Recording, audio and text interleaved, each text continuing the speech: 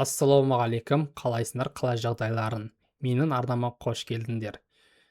Достар, біз бүгінгі видеода мидың ісігін табатын проектті жасайтын боламыз. Ол проект машиналық оқыту бойынша және соның ішінде терең оқыту бойынша жұмыс жасайды. Бізге керек нәрселер, бізге база данный керек, яғни MRT суреттері керек.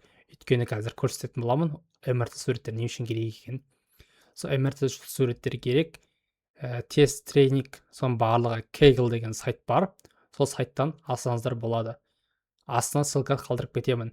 Сол сайтқа кіріп, скачать етіп алсаңыздар болады. Және де мен астына өзімнің Word'да дайындап қойған пошаговый немді тастап кетемін, документімді. Сол документке кіріп сіздер жасай аласыздар. Болмаса осы видеоны қарап жасай аласыздар.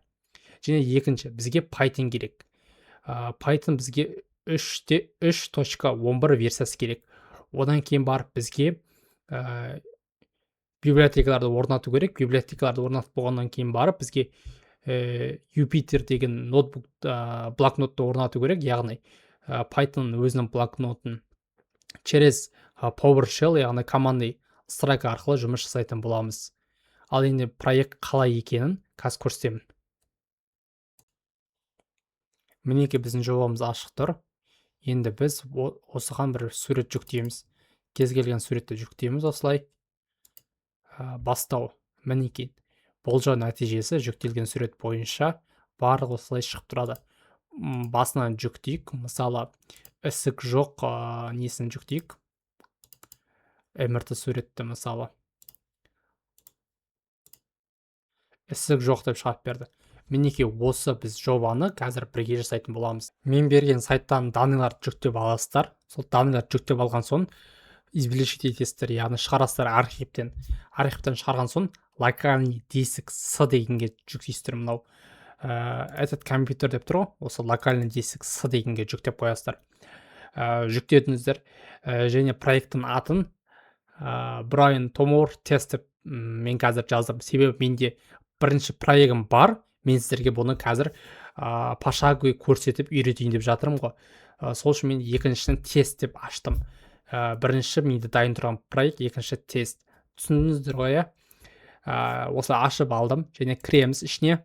Ішіне кірген кезде бізде екі папка болады. Екеуіне тиіспейміз вообще. Бұның ішінде бізде MRT суреттері бар. Екіншісінде тренингте де суреттер бар. Бұған вообще тиіспейміз.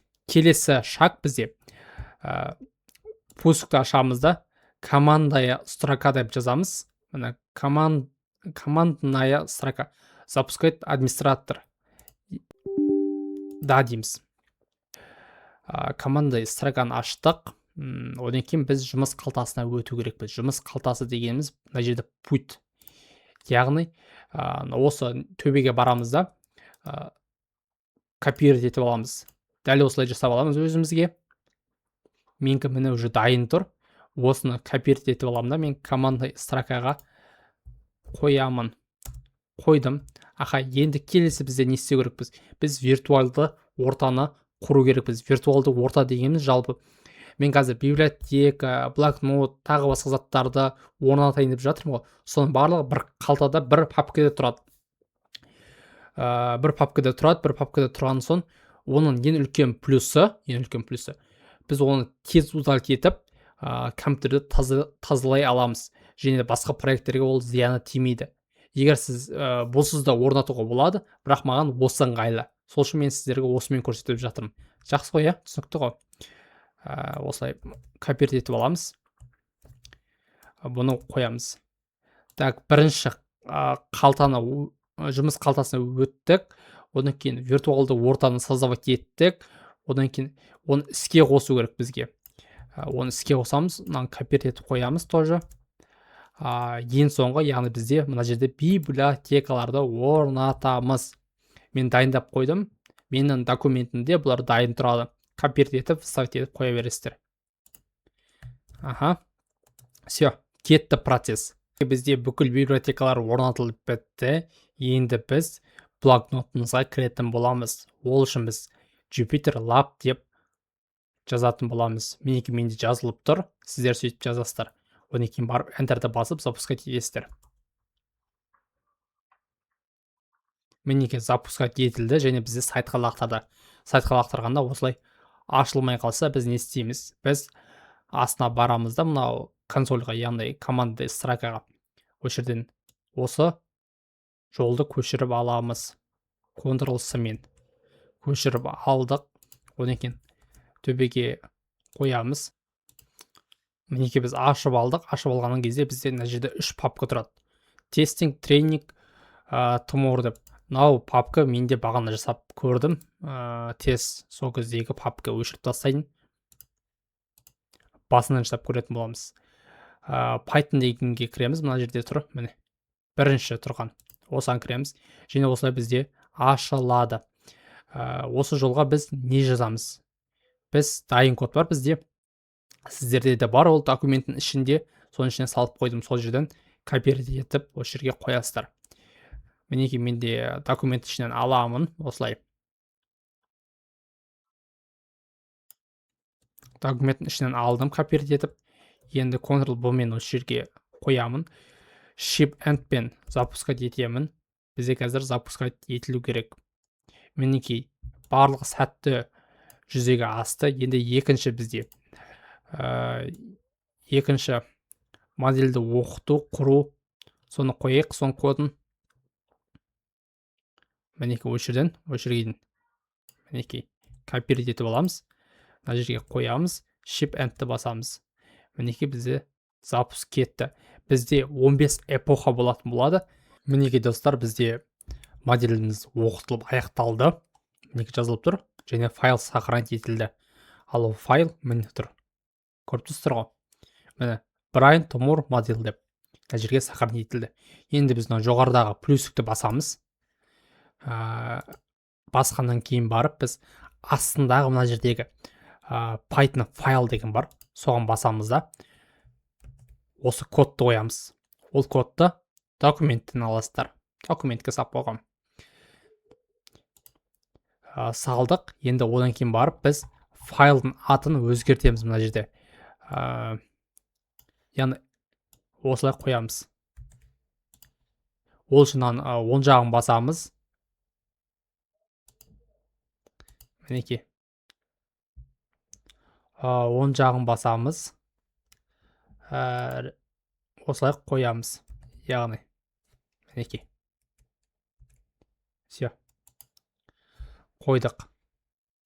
Енді бұмен біз қойғаннан кейін барып, біз плюсікті басамыз да жоғарыдағы. Яғни мына папка. Бізге папка ашу керек.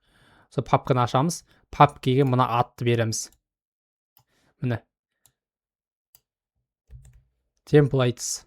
Осы атты береміз. Міне бердік. Аха. Енді templatesin ішіне кіреміз де. Осының ішіне кіріп, біз плюсікті басамыз. Плюсікті басқан соң текст файлды ашамыз. Бізге екеу ашу керек. Біріншін бітіріп алайық, одан кейін екіншін ашып көретін боламыз. Одан кейін барып мына жерде тұрған дайын кодты копировать етіп аламыз. Және де осы жерге қоямыз. Және қойғаннан кейін барып мына жерде біз өзгертеміз атын. Міне, осы жерде біз былай жазамыз. Index HTML деп жазамыз. Мінекей. Мына бәрін өшіріп тастаймыз. Index HTML жаздық. Енді мына жерден үстін тағы да басып текст файл дейміз. Ал бұл жерде біз оған атын сразу беріп кетейік. Бұл жерде атын сразу беріп кетейік. Мінекей мына жерде осы басамыз да. Одан кейін барып ішіне мына кодты қоямыз. Осы кодты қоямыз.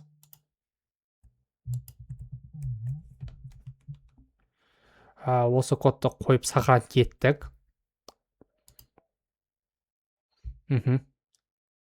Все. Бізде templates бар. Мына жерде оқыттық машинаны. Одан API бар, яғни сайтқа шығаратын бөлігі. Қазір енді келесі бөлікке өтеміз. Біз барлығын бітірдік. Енді біз проектімізді запускать етейік. Ол үшін біз бағанағы команда строкаға барамыз, Ctrl+S-ны 2 рет басамыз да, мынаны біз жауып тастаймыз. Яғни Jupyter жауып тастаймыз. Қазір өздігінен жабылып болады бұл. Мінекей, ошибка шығарды, закрывать ете саламыз. Бізге бұл керек емес. Одан кейін барып біз мына жерге Python API-ді запускать етеміз. Яғни бағана біз машинаны оқыттық, барлығын оқытып біттік қой. Оқып біткен соң біз екінші нені, яғни сайтқа шығаратын қылдық. Яғни HTML арқылы сайтқа жүктеп көрсететін қылып. Қазір оны көрсететін боламыз. Осылай Python API py деп жазасыздар, запускать етесіздер, запускать етіледі бұл өздігінен. Етіліп болғаннан кейін барып астына ссылка қалдырылады. Мінекей ссылка қалдырылды. Осы ссылканы копировать етіп аламыз да. Chrome'ға кіреміз. Chrome'ға кіріп осы нені жүктейміз. Мінекей бізде сәтті проект жасалынып бітті. Құтты болсын. Выбрать файл дейміз. Кез келген файлды аламыз. Мысалы осы файлда. Мінекей. Ісік 50% бар. Енді тренингке кіреміз. Мысалы бірінші фотоны қоямыз. Ісік жоқ, 82%. Одан кейін барып, біз бір кез келген бір ісікті көрейік. Мысалы, мынаны қойық. Бұл жерде бізде ісік 99.62% бар. Және ісіктің аты тұр. Мінеке осылайда сіздер жоба жасап, немесе осы жобаны көшіріп, апайларыңызға барып, көрсетіп жақсы баға алсаңыздар болады. Сіздермен бірге болған мен Бағдәулет. Жақсы сау болыңыздар.